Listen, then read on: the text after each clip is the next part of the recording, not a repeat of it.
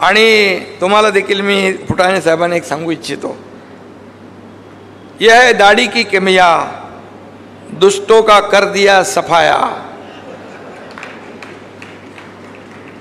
आणि मराठीमध्ये सांगायचं म्हणजे या दाढीमध्ये बऱ्याच लोकांची नाडी आहे. ते कुठं काय असते ना नाडी परीक्षण, कुठली नाडी कुठं आपल्याला ते करायला लागतं ना. आपण पण माहीत आहे, ते आपण पण करतात.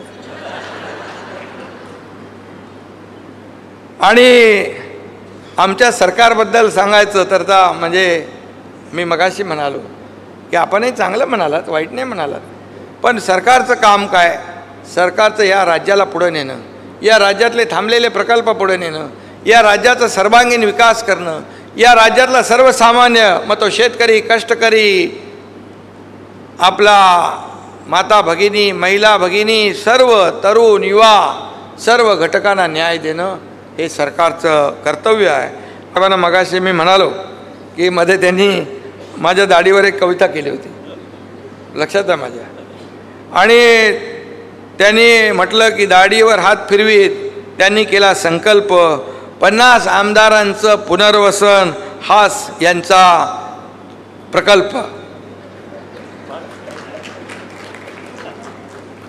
तुम्हाला सांगतो असं फुटाणे साहेब आपण म्हणालात, पण मी एवढंच सांगतो की हे सगळं करायला धाडस लागतं, हिम्मत लागते, जिगर लागते.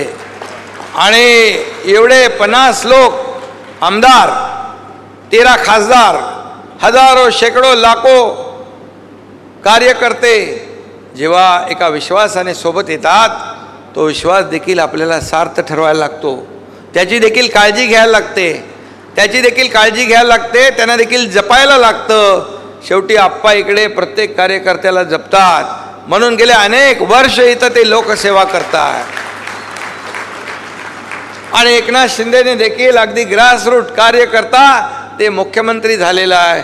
आता माझा परिवार फक्त मी आणि माझं कुटुंब नाही, तर हा सर्व अख्खा परिवार, अख्खा महाराष्ट्र माझा आहे, परिवार आहे.